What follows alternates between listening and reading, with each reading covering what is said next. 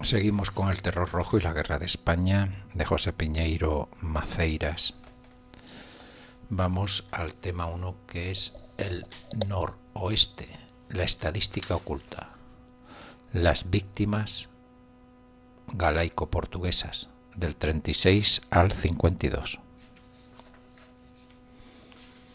La parte del territorio nacional que analizamos en este primer capítulo engloba el noroeste peninsular,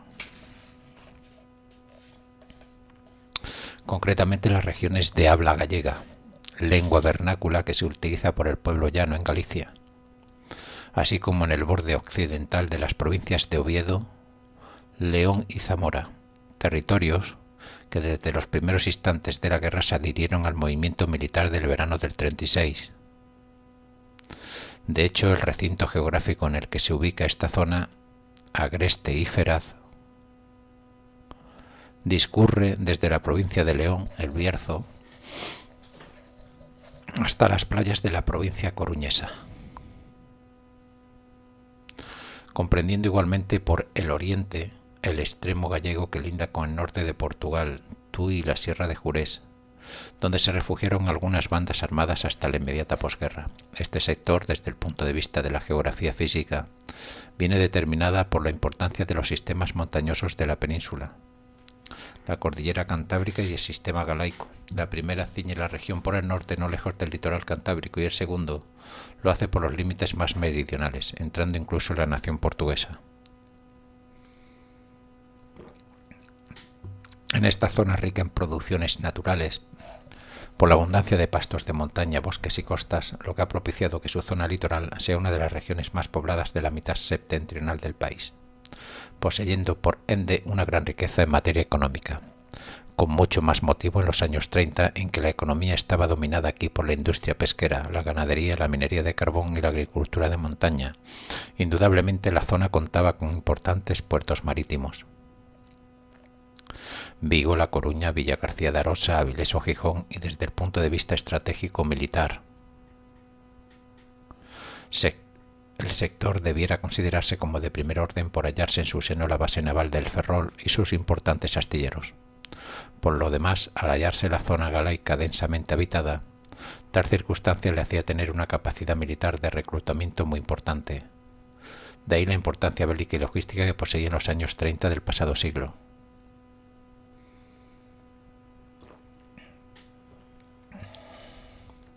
El 20 de julio de 1936,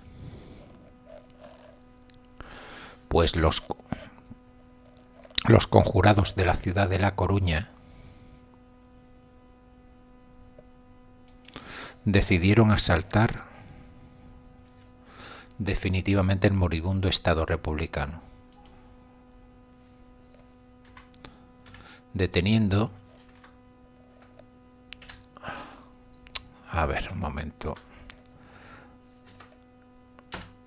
que ya hay aquí un par de cosas que quiero cambiar. Vale.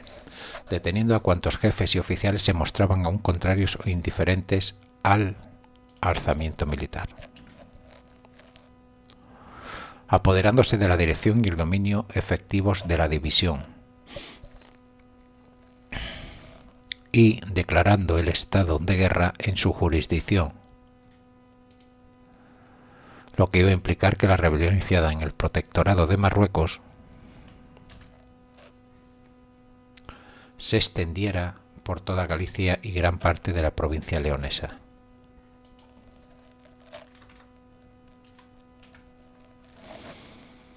El noroeste contó con miles de voluntarios alistados en las filas del ejército y milicias. En la capital coruñesa, por ejemplo, se crearon varias unidades de falange que combatieron en varios frentes de guerra desde los primeros momentos.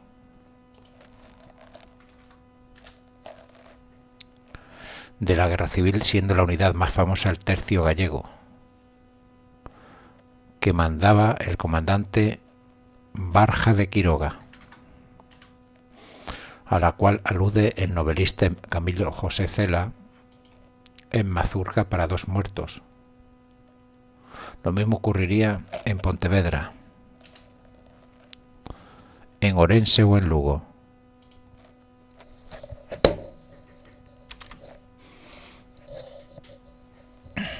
Preámbulo.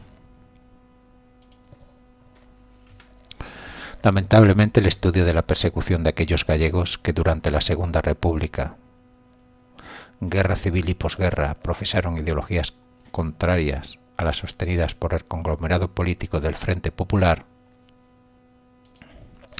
ha sido hoy completamente preterido, y mucho me temo que intencionadamente, al menos en los últimos 30 años.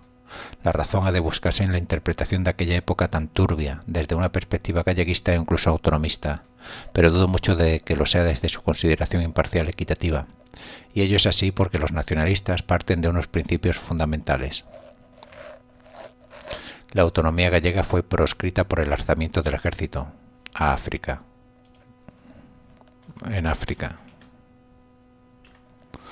La lengua gallega también, y los galleguistas, izquierdistas y marxistas representaban lo genuino de Galicia, comenzando por el escritor Alfonso R. Castelao, el padre ideológico de esta tendencia radical y pintoresca. Frente a tales consideraciones, tan interesadas como inexactas, formuló una enérgica protesta. El plebiscito autonómico de junio del 36 fue un completo alude desde el punto que los testigos que he conocido de aquellos años para nada se han referido a ello, y estoy hablando de personas que he tratado desde hace medio siglo. Fue una votación fantasma, un pasteleo organizado por galeguistas, sin escrúpulos. Bueno, entiendo que son galleguistas sin escrúpulos. Donde ni siquiera participó el pueblo llano, al menos el que yo he conocido. El habla gallega no pudo ser perseguida durante la guerra porque era la lengua con que se expresaban los soldados que conformaron las primeras columnas militares del noroeste, tan necesarias para los alzados en León, Asturias o Guipúzcoa, así como el victorioso ejército de Galicia, dirigido por el general Aranda, cuyo lema lo dice todo: «Quen me dea un pau doble un peso», y así podríamos continuar ad infinitum. Bien, aquí hay una nota, dice: consúltese de Paz Fernández a 2020, Memorias del Cabo Nonide, Semblanza y Diario de Guerra de Francisco de Paz Álvarez. Instituto de Estudios Bercianos, Ponferrada. Y de esto que he leído ahora, del que me dé un palo doble un peso, la traducción es: quien me dé un palo, le doy un duro.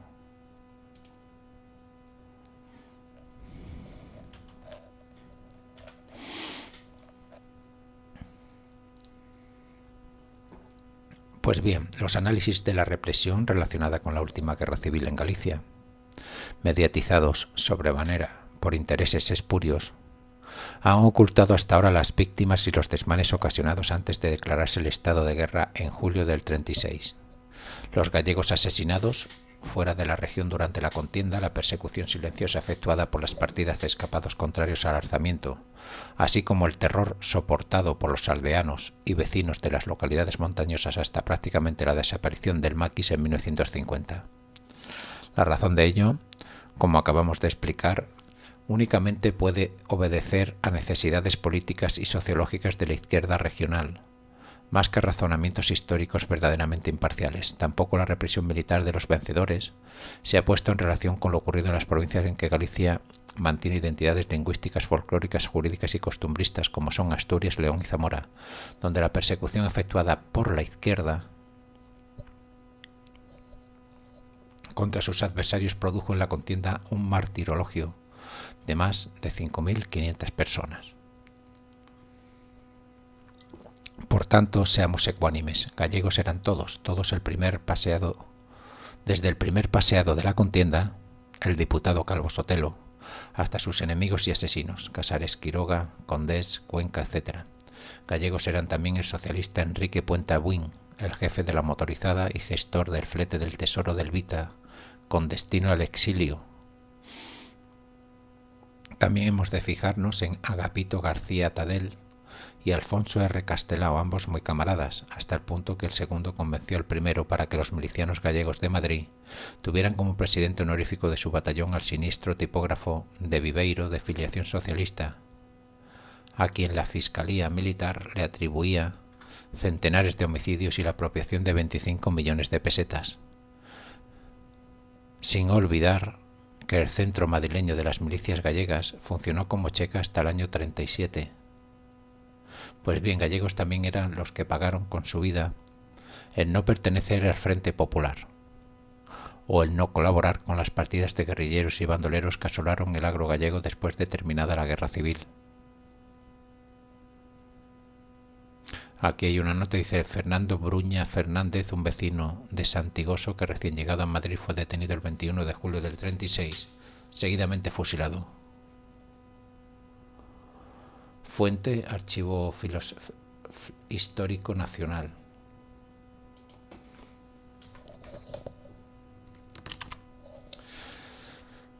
FC, causa general, 1334, expediente 64. La Coruña. No pocos son los incidentes violentos protagonizados por la izquierda revolucionaria en las poblaciones importantes de esta provincia antes del 18 de julio. La Coruña, Ferrol, Betanzos, Negreira, Noya, etc. En la localidad coruñesa de Iñas, los elementos revolucionarios incendian la iglesia parroquial y en la de Betanzos asaltan un convento, aparte de querer linchar a 2 piadosos sacerdotes. Una vez sublevado el ejército de África, los revoltosos de La Coruña asesinan a sangre fría a un magistrado de la audiencia en su propio domicilio. Profanan varias iglesias, destruyen algunos edificios particulares, también ocurren altercados muy graves en el Ferrol. De hecho, los marineros revolucionarios asesinan a varios oficiales. En los buques fondeados en sus aguas, tal como consta en la historia de la cruzada, y en tierra los rebeldes de la marinería liquidan a otro oficial, mientras que la Guardia Municipal hiere de gravedad a 2 oficiales de artillería. Hallándose tras los sucesos violentos una criatura muerta en el término de Mugardos, los izquierdistas perpetraron varios saqueos y cometen un asesinato más intentando volar un puente de la localidad. Además, unos marxistas asesinan salvajemente al hijo de un médico en una parroquia del partido de Puentedeume y a un sacerdote. En puridad, la violencia de los izquierdistas no pretendía limitarse a tales acciones criminosas, pues tenían confeccionadas varias listas negras planeando eliminar a determinados personajes en la provincia, como un comandante en la parroquia de San Pedro de Nos, quien impediría el asalto de su domicilio, según refiere el cronista Silvia Ferreiro en 1938. Con todo, incendian y destruyen varios templos y propiedades como en Betanzos, San Pedro de Mezonzo, en Vedra, etc. Incendian incluso el juzgado de instrucción de Noya y un chalet en El Espiño, causando a sus dueños unas pérdidas superiores al $500,000 de pesetas. No en vano, la prensa regional contabiliza hasta una decena de asesinatos cometidos por los revolucionarios y revoltosos coruñeses durante los primeros días de la guerra, incluyendo la muerte de un niño en Guitiriz. Pacificado el territorio, empero los huidos asesinarían a un hombre en el término de Cerdido en 1938. Circunstancia que nos hace pensar en la existencia en la provincia, lo mismo que en Pontevedra, de una especie de resistencia de carácter embrionario en relación con las órdenes de las nuevas autoridades. Por lo demás, la diócesis de Santiago de Compostela contabilizaría 4 mártires entre su personal religioso y la provincia coruñosa. También anota víctimas en los partidos judiciales siguientes: Carballo 4, Corcubión 2, La Coruña 5, Noya 1, Santiago de Compostela 9. Todos estos fallecidos ocurren en zona republicana, según la causa general. No obstante, fue muerto por los izquierdistas un ordenado religioso de 32 años con residencia en Puebla del Caramiñal, cuya muerte no aparece en las listas eclesiásticas conocidas, aunque atendiendo a los datos estadísticos del general Salas Larrazábal, debieron ser más las víctimas ocasionadas en la provincia y por los partidarios del Frente Popular durante la guerra, concretamente 49.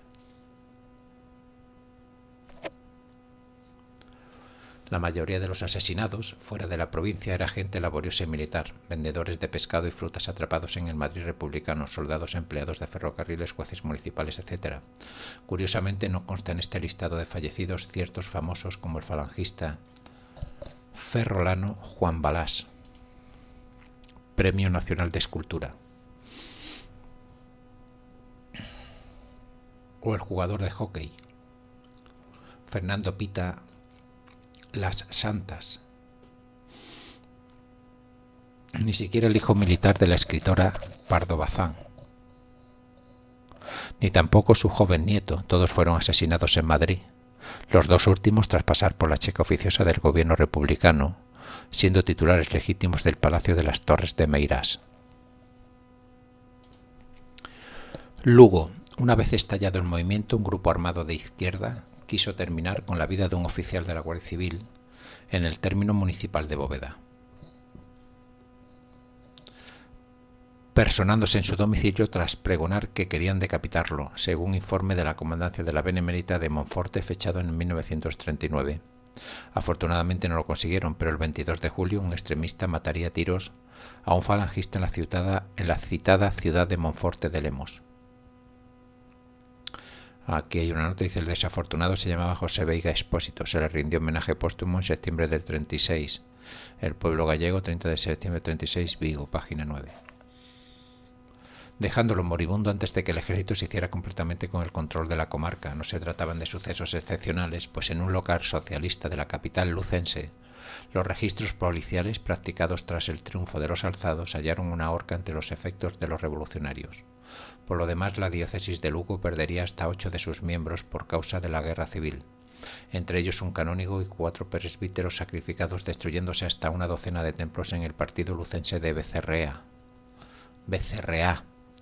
De hecho, la diócesis referida venía sufriendo daños de consideración desde los meses previos, como la bomba que explotó en marzo del 36 en la iglesia de Ribasaltas, arciprestazgo de Monforte, según testimonian 2 años después un informe de la Junta de Cultura Histórica y Patrimonio Artístico de la provincia. A mayor abundamiento, bandas de izquierdistas incendian la casa del párroco de Castro del Rey en Paradela, prendiendo fuego a eras, casas y pajares de humildes labradores.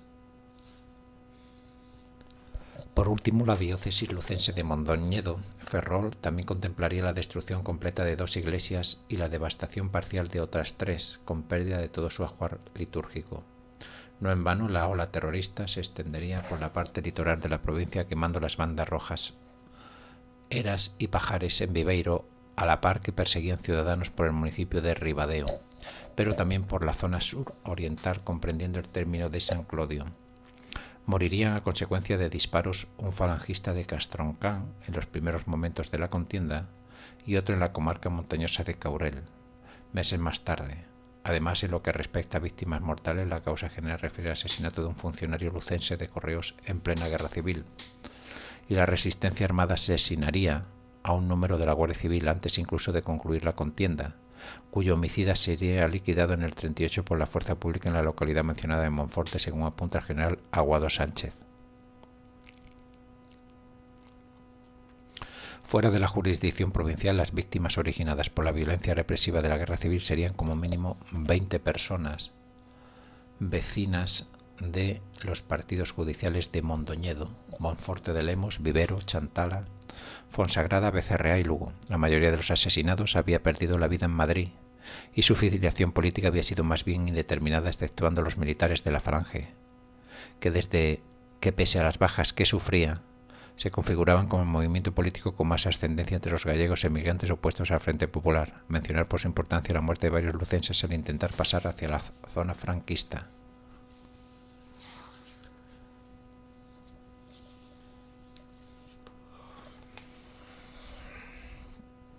Orense. Los enfrentamientos entre falangistas e izquierdistas, siquiera leves, se remontan al periodo anterior a la campaña electoral del 1935-1936, evitando los primeros, por ejemplo, el incendio de la iglesia de Maside por las turbas meses antes, ingresando no obstante en la cárcel. En enero del 36, empero, se atentaría contra la vida del conserje del local de Falange, y tras las elecciones generales de febrero se producen en la capital varias colisiones entre marxistas y fascistas, resultando algunos heridos de consideración, siendo el suceso más lamentable el apuñalamiento de un devoto de la adoración nocturna cuando salía de la catedral, quedando en estado gravísimo. Además, en marzo fueron encarcelados varios derechistas del barco de Valdeorras Por decisión draconiana de la alcaldía, y en la localidad vecina de la Rúa de Petín, los socialistas se apoderaron por la fuerza de la casa rectoral e instalan allí la casa del pueblo. Incluso 2 meses después fue asaltado un vecino de la comarca de Obolo, siendo seguidamente asesinado. La provincia posee también un asesinado por las turbas socialistas previamente al estallido del movimiento, y al menos 4 con posterioridad. Así, el 17 de julio fue muerto por pistoleros izquierdistas en la localidad del Barco de Valdeorras un joven falangista en plena vía pública, escarneciendo la horda a los jueces de la villa, y pocos días más tarde, estando ya vigente el estado de guerra, sería muerto por los revoltosos de los montes galaico-leoneses un anciano antiguo, alcalde monárquico, en el término municipal de La Vega, aparte de incendiar la iglesia de Villamartín. Además, la prensa regional refiere el asesinato de un fascista en el municipio de Maceda y el ataque con dinamita al balneario de Molgas, en la misma comarca. Sin concluir aún el verano, sería asesinado en Villamartín de Valdeorras otro joven falangista mientras se efectuaba un registro, y en aquel otoño un comunista del municipio de Carballeda asesinaría a una vecina por razones políticas y huiría al monte uniéndose a los irregulares, convirtiéndose en uno de sus primeros dirigentes, el Bailarín.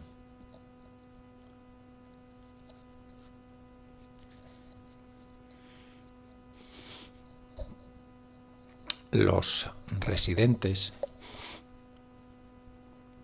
en la provincia que fueron asesinados por las milicias izquierdistas fuera de Galicia durante la contienda ascienden a 36 personas. La mayoría de víctimas pertenecían a comarca de fuerte raigambre galaica, a saber, Valdeorras, 4 fallecidos, Orense 15, Allariz 3 muertos y Celanova 7.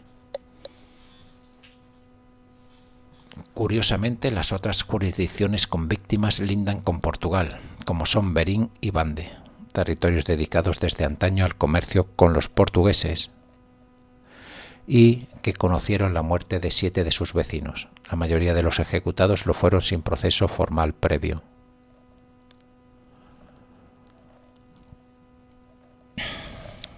Perdonad. Vaya hombre, ya me he liado. Venga, sigo. Los residentes de la provincia que fueron asesinados por las milicias izquierdistas fuera de Galicia durante la contienda ascienden a 36 personas. La mayoría de víctimas pertenecían a comarcas de fuerte raigambre galaica, a saber, Valdeorras, 4 fallecidos, Orense 15, Allariz 3 muertos y Celanova 7. Curiosamente, las otras jurisdicciones con víctimas lindan con Portugal, como son Berín y Bande, territorios dedicados desde antaño al comercio con los portugueses y que conocieron la muerte de 7 de sus vecinos. La mayoría de los ejecutados fueron sin proceso formal previo, pues incluso existen soldados o voluntarios muertos y desaparecidos en el frente, incluso labradores a quienes sorprende la guerra en la zona republicana y deciden atravesar las líneas para entrar en zona nacional.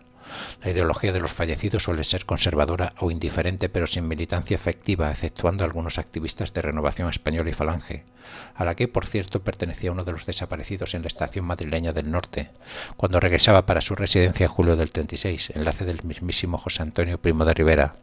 En la lista de muertos se encuentran humildes afiladores, muchachas del servicio doméstico y hasta segadores, a quienes la guerra sorprendió en las provincias de Madrid y Badajoz, lo que viene a acreditar la terrible persecución desatada en tales territorios contra cualquier sospechoso de ser religioso o no pertenecer a ningún partido marxista, siquiera fuera forastero. Con todo, la muerte más alevosa de las descritas parece ser la impuesta al alférez de navío Francisco Pavón, arrojado al mar por los tripulantes del acorazado Jaime I en agosto del 36. Sin embargo, el obispado de Orense es de las pocas diócesis españolas que no contabiliza víctimas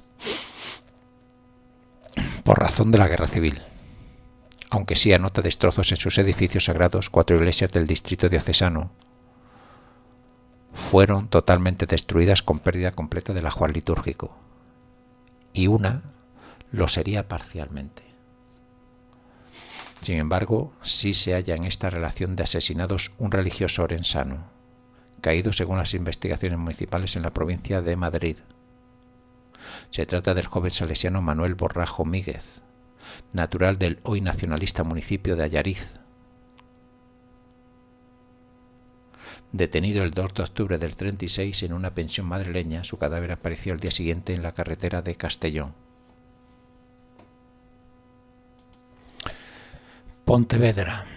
Podríamos indicar que los duros enfrentamientos políticos comenzarían en dicha provincia en marzo del 33, con ocasión de celebrarse el conocido mitin de la Falange en la ciudad portuaria de Villagarcía de Arosa, produciéndose riñas, golpes y apedreamientos de ómnibus, resultando un herido de gravedad. No obstante, habría que esperar hasta el inicio del año siguiente para observar hechos aún más lamentables. De hecho, en parte del territorio provincial se había desencadenado un completo enfrentamiento civil antes de julio del 36.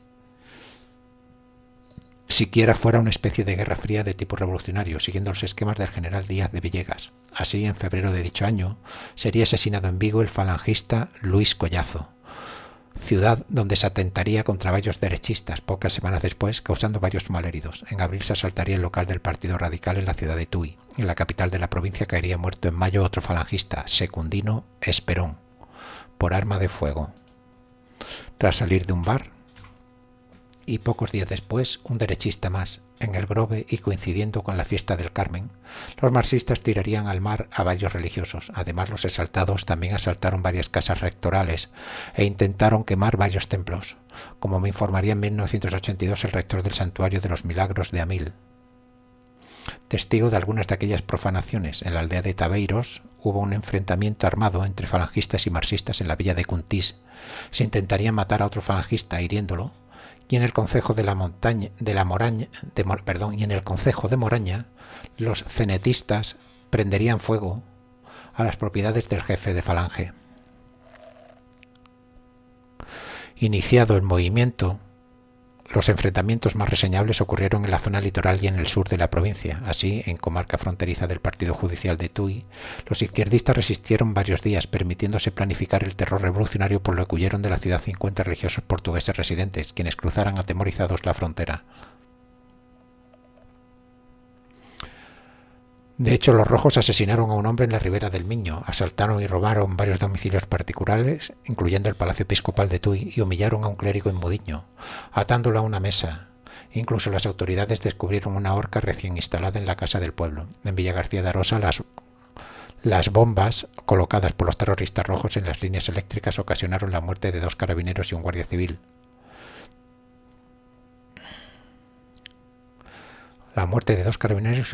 Dominada la zona por centenares de anarcosindicalistas armados desde antes del estallido de las hostilidades bélicas. Y en el área metropolitana de Vigo, los revoltosos mataron a un transeúnte que les recriminó el incendio de un edificio. Y también fusilaron a un anciano en presencia de su esposa en una barriada viguesa, profanándose en el sector varios conventos hasta que aquellos pudieron ser reducidos por la fuerza pública. Pacificada la zona en diciembre del 36, aún se asesinaría por la noche a un falangista de Lavadores y meses después a otro falangista vigués de segunda línea. No en vano, antes de terminar la guerra, la resistencia rudimentaria de la provincia mataría hasta 7 vecinos en el sur de la provincia. Según refiere el criminólogo Aguado Sánchez, y recién concluida, seguramente a un tabernero en la parroquia de Amil, cuyo cadáver apareció tras oírse varios tiros en su propio establecimiento. De hecho, el general Salas en la Larrazábal indica hasta 18 homicidios cometidos en Pontevedra hasta el 39 y atribuidos a los izquierdistas por las referencias registrales, lo que nos indica que los huidos de la Estrada, Pontevedra, Villagarcía, Pontevedra, Vigo, Tui, perpetraron algunos asesinatos antes de que pudieran organizarse mejor como partidas guerrilleras tras la terminación de la contienda. Por otro lado, los partidos judiciales de la provincia, donde la causa general registra vecinos asesinados por los republicanos fuera de Galicia, son los que siguen: Caldas de Reyes 3, Lalín 1, Pontevedra 6, Redondela 1, Tui 1 y Vigo 5 muertos. La mayoría de estas víctimas eran personas de orden y religiosas, como el anciano párroco de Sayans Moraña, secuestrado del hospital madrileño de la Princesa en septiembre del 36 y desaparecido para siempre. No menciona la causa general la muerte del falangista de Villagarcía de Arosa, Luis Palacio Vega, notable jugador del Deportivo de La Coruña y alférez aviador, que sería fusilado en Barcelona en febrero del 38 tras haber sido capturado en un combate aéreo. Ni tampoco el sacrificio de los marineros voluntarios Antonio Paredes y Roberto Varelas, asesinados en La Franca, Asturias, en agosto del 37 después de sufrir meses de cautiverio. Con todo, no se incluye en esta relación las barbaridades cometidas contra ilustres pontevedreses: la muerte en Calenda del beato carmelita Gumersindo Soto Barros, Los tormentos infligidos a los militares, Varela de la Cerda, en Reynosa, la detención y asesinato del diputado por Orense y exministro José Calvo Sotelo en la capital de España, natural de la localidad de Tui. Mismamente el general Salas Larrazábal pronostica hasta 86 defunciones de pontevedreses fruto de la represión roja acaecidas durante toda la guerra. En cualquier caso, la disimetría habida entre los caídos en combate, según los datos registrales practicados hasta 1950 y los álbumes de caídos depositados en el Santuario Nacional de la Gran Promesa de Valladolid, por las mismas fechas nos induce a pensar que perdieron la vida por la persecución republicana mucho más gallegos de los que hemos referido, pues las diferencias en el territorio del noroeste peninsular superan las 12.000 defunciones.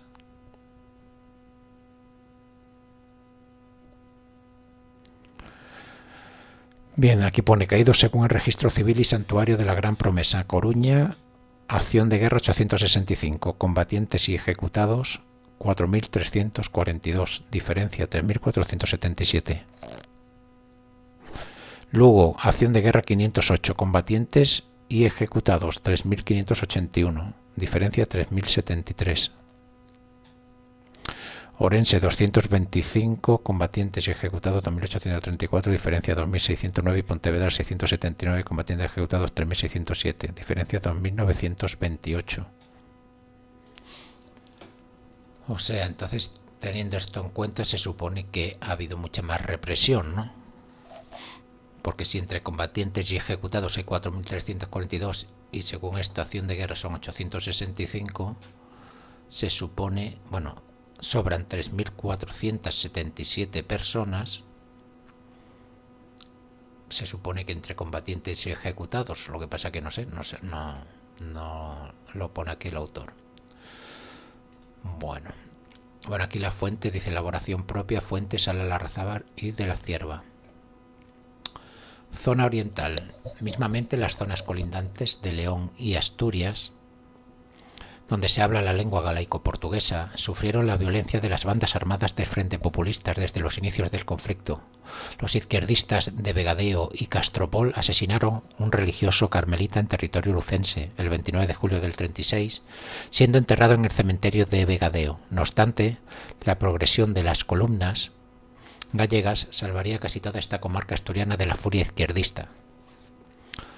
Así, ni Tapia de Casariego ni el Franco registraron víctimas, pero no sucedió lo mismo en las poblaciones más apartadas y montañosas como Boal y Allande, donde los marxistas harían desaparecer a personas inocentes. Un vecino de Boal, secretario de ayuntamiento, fue sacado de la cárcel municipal y asesinado, y el párroco de Allande trasladado a la cárcel de Tineo y seguidamente fusilado. En las localidades de Villallón y Castropol no mataron a nadie, pero torturaron a varias personas de orden, destruyendo los archivos notariales y registrales, así como perpetraron saqueos en domicilios particulares y establecimientos comerciales. En otros municipios galaico-asturianos, como Navia, Ibias, Pesoz y Gandas de Salime, los comités revolucionarios también ocasionaron daños en las propiedades privadas y hasta en las vías públicas, saqueando comercios y domicilios particulares, así como violentando templos, capillas y puentes. Parecidas tropelías y homicidios se cometerían en la comarca leonesa del Bierzo y alrededores, donde se habla un peculiar gallego denominado antaño dialecto berciano, aparte del dialecto leonés propiamente dicho. La violencia política comenzó a advertirse en este sector minero siderúrgico en la primavera del 33, cuando se dinamitó la línea ferroviaria de Ponferrada a Villablino, disparando los agresores contra la Guardia Civil. Seguidamente, en noviembre de aquel año, sería asesinado por los socialistas de Ponferrada un joven militante de Acción Popular mientras repartía propaganda electoral, y apenas unos días después, la revuelta anarcosindicalista se extendería por la cuenca minera, notándose explosivos, muertos y detenciones. Meses más tarde, con ocasión de la Revolución Socialista del 34, fue asesinado por los revoltosos un guardia civil desarmado en Villablino. Y en la localidad de Benvibre fue muerta una persona para recriminar a unos revolucionarios que robaban una farmacia tras haber prendido fuego a la iglesia y el ayuntamiento. Estos mismos revoltosos sorprendieron un camión de soldados matándolos también. Además, fueron saqueados los valles mineros de Villablino y Villaseca, así como el pueblo de Santa Lucía de Valduceza, huyendo la población de Favero a causa de la ola revolucionaria. Tras el triunfo electoral del Frente Popular en 1936, resurgió con fuerza la violencia político-social, produciéndose como mínimo los siguientes altercados en las comarcas del Bierzo y la Ciana. A finales de febrero se intentó incendiar la iglesia de la aldea de Ruitelán, municipio actual de Villafranca del Bierzo, y en marzo fueron heridos 2 ponferradiños por disparos de un expresidiario. Hubo detenciones arbitrarias y encarcelamientos de personas derechistas, así como atentados personales en los términos del páramo del Sil y Ponferrada, lo mismo que sabotajes, atentados contra las propiedades individuales y acosamiento de sacerdotes y practicantes católicos, siendo el delito más execrable el asesinato de un vecino de Ponferrada, a quienes los radicales seccionaron el cuello. A pesar de la censura gubernativa, fueron comentados en la prensa local las voladuras terroristas de Palacios del Sil, los disparos de extremistas contra un vecino en Bárcena del Río, la explosión de la línea eléctrica de Ponferrada, Folgoso, la sustracción de dinamita y detonadores de una mina en Favero, el incendio de la iglesia de Langreo. De hecho, el ambiente hostil se observó mayormente en la cuenca minera por mor de huelgas e imposiciones obreristas, destituyéndose incluso las autoridades en los municipios de Villablino y Páramo del Sil. Era un clima de auténtica persecución política, como lo demuestran también las gravísimas alteraciones del orden público observadas en los partidos judiciales limítrofes de Astorga y La Bañeza. En el primero se advirtieron más de una docena de altercados consistiendo en inscripciones amenazantes, detenciones arbitrarias de personas de orden, sabotajes contra el ferrocarril, ataques a templos y sacerdotes, lanzamientos de bombas y objetos inflamables, atentados contra bienes y personas, siendo el hecho más grave el asesinato de un joven falangista en la localidad de Nistal de la Vega, un día antes de declararse el estado de guerra, quien se hallaba prácticamente en un baile festivo. En lo que respecta al partido de La Bañeza, se produjeron al menos 8 sucesos lamentables a partir del mes de abril, entre ellos enfrentamientos, atentados y coacciones contra personas de orden, como fue el intento de asesinar al señor Isla en el portal de su casa, así como detenciones en masa de falangistas y similares, incluso algún homicidio, como aquella víctima apedreada en el Valle de Jamuz por unos radicales, recibiendo incluso la directiva socialista local órdenes para que se actuase sin piedad, sacudiendo de firme, descubriéndose tras la proclamación del estado de guerra hasta una lista negra. Iniciadas las operaciones militares, la sección leonesa de la diócesis de Astorga, pese a estar controlada por las tropas nacionalistas, también conoció la persecución revolucionaria, asesinándose bien avanzada la contienda 4 sacerdotes en los municipios de Locillo, Truchas, Villafranca del Bierzo y Fresnedo, e incendiando los revoltosos algún templo, como la iglesia del Val de San Lorenzo, que requirió el auxilio de bomberos y milicias de retén procedentes de la ciudad maragata. Con anterioridad, coincidiendo con el inicio de las hostilidades bélicas, fue apaleado un dirigente falangista de la ciudad de La Bañeza y muerto por un disparo un joven falangista, que hacía guardia nocturna tras la pacificación de dicha localidad leonesa, anotándose también el saqueo de un hotel astorgano por la columna de mineros izquierdistas y la muerte de un niño de 9 años en pleno centro de Astorga. Por lo que el Bierzo respecta, se conocieron desmanes religiosos en el pueblo de Biariz, incendios en el valle de Favero, voladuras de construcciones y puentes, así como racias efectuadas por los izquierdistas emboscados contra los habitantes de lugares apartados. Pues bien, la totalidad de los asesinatos en este sector galaico-leonés llegaría a la contienda hasta las 54 víctimas, con gran incidencia en zonas inhóspitas y empobrecidas, Cabrera, Oencia, etc. Incluso se cometería algún crimen espantoso como el perpetrado en otoño del 36 en el pueblo montañés del Valle de Finolledo. La víctima, jornalero de profesión, fue lanzada 3 veces consecutivas desde una altura de 3 metros, diciéndole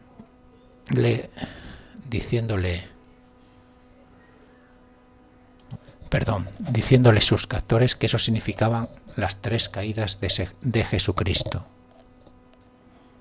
O sea, la víctima, jornalero de profesión, fue lanzado 3 veces. Esas eran las caídas de Jesucristo. Siendo tiroteado y apuñalado seguidamente, apareciendo su cadáver también pisoteado. También en las proximidades de Villager de la Ciana fue martirizado un joven universitario cuyo cadáver mutilado fue arrojado a un muladar en las primeras jornadas de las hostilidades. En la carretera del Sil a La Espina fue asesinado un joven chofer ponferradiño de varios tiros. Con todo, la mortalidad más grande tuvo lugar en el área metropolitana de Ponferrada, donde hemos contabilizado hasta una docena de homicidios y multitud de actos vandálicos. De hecho, los mineros revolucionarios prendieron fuego a la iglesia del barrio ponferradiño de la Puebla, incluyendo la casa del párroco, así como la del pueblo de Congosto. Igualmente, los revoltosos dinamitaron un puente urbano en Ponferrada y saquearon varios comercios y casas pudientes durante los escasos días que camparon a sus anchas. Mismamente, la columna asturiana de mineros asaltó 2 entidades bancarias en dicha ciudad, dinamitando sus cajas fuertes que no cedieron a la carga. Lamentablemente fueron también las barbaridades acontecidas en la localidad minera de Matarrosa del Sil, pues los revolucionarios desvalijaron 2 establecimientos comerciales, quemando vivo un hijo de los dueños, según refiere un informe provincial de la Cámara Oficial del Comercio e Industria en octubre de 1940. Igualmente, las tiendas y casas particulares de los municipios de Páramo del Sil, Palacios del Sil y Villablino fueron asaltadas por los milicianos rojos en su retirada hacia el territorio asturiano, perseguidos por las columnas gallegas, llevándose por las fuerzas rehenes y los fondos del Banco Urquijo vascongado de la localidad minera de Villablino.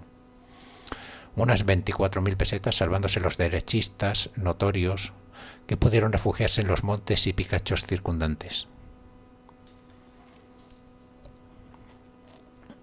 La posguerra, la terminación de la guerra, supuso para las zonas montañosas y aisladas la reanudación de la dureza de la contienda. Tal como los gallegos habían contemplado la represión de los primeros meses de la guerra, la opresión del maquis contra quienes no consideraban simpatizantes fue brutal. Se les aplicó una política de castigo, menos espantosa que la usada por la milicianada del 36, pero no por ello dejaba de ser cruel. Múltiples agresiones físicas y saqueos, asesinatos de personajes neutros y relevantes, párrocos, alcaldes, militantes de la falange, aparte de saltar con este proceder delictivo rencillas personales. Pues bien, en 1975 el general Aguado Sánchez cuantificó los asesinatos por la guerrilla en el noroeste peninsular en 522 personas.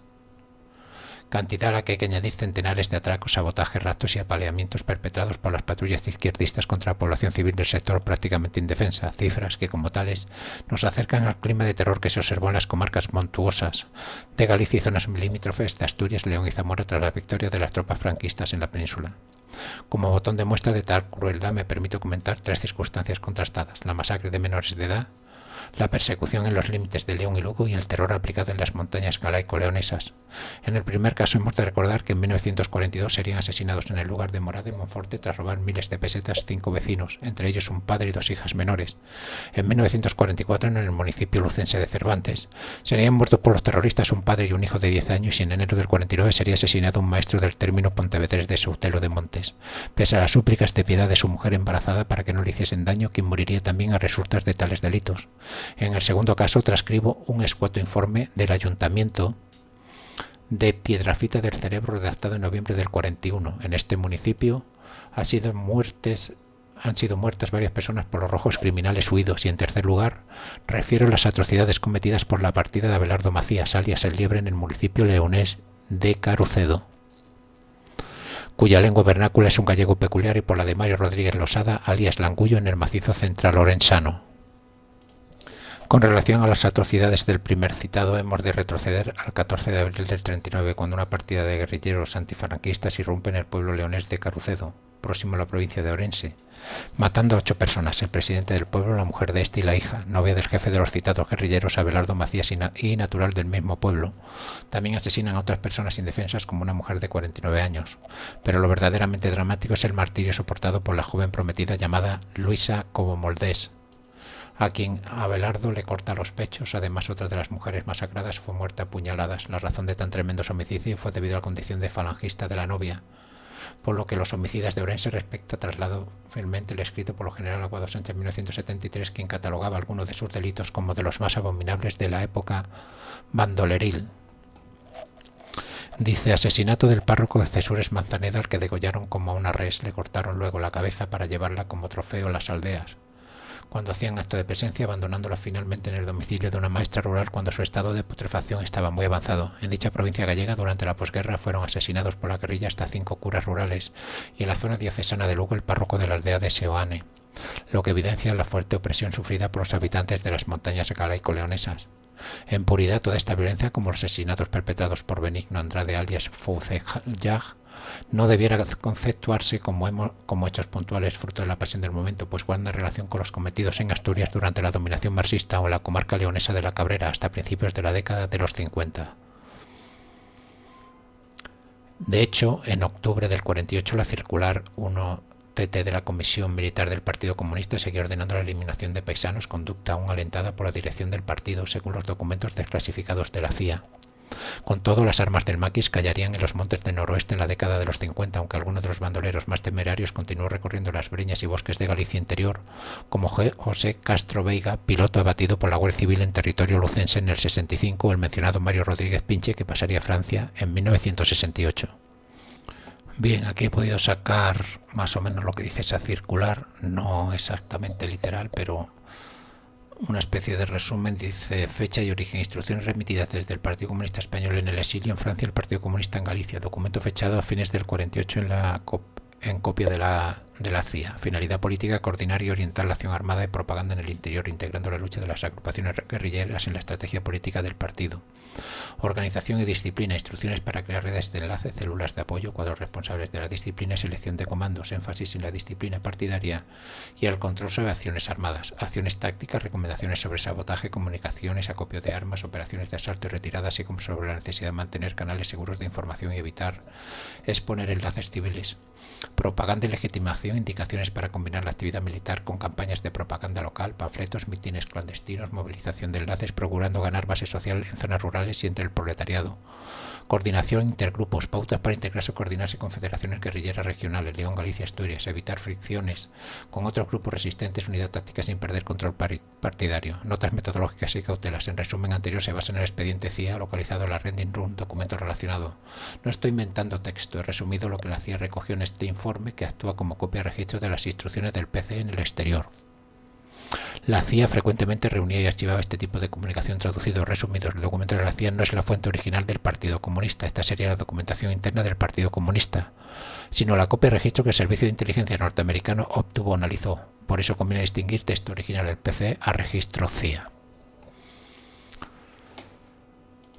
Bien, aquí viene una tabla con los delitos: asesinatos en La Coruña 75, en Pontevedra 18, Lugo 50, Orense 74, León 75. Secuestros en La Coruña 19, Pontevedra 15, Lugo 12, Orense 12, León 15. Sabotajes: Coruña 39, Pontevedra 12, Lugo 17, Orense 16, León 9. Atracos: 412 en La Coruña, 152 en Pontevedra, 312 en Lugo, 257 en Orense y León 226. Combates: 72 en La Coruña, Pontevedra 24, Lugo 64, Orense 43, León 55.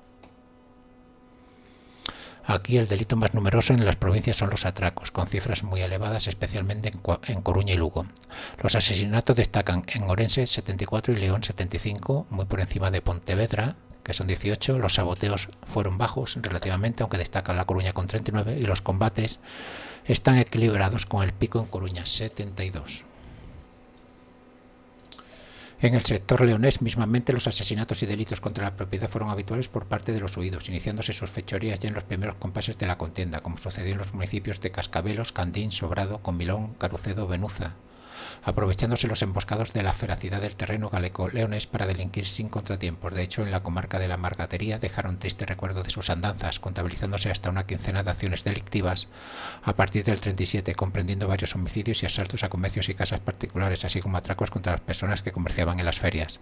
Todo ello sin perjuicio de su participación o complicidad en el tremendo descarrilamiento ferroviario acaecido en Torre del Bierzo en enero del 44 y que produjo un centenar de víctimas mortales y multitud de heridos.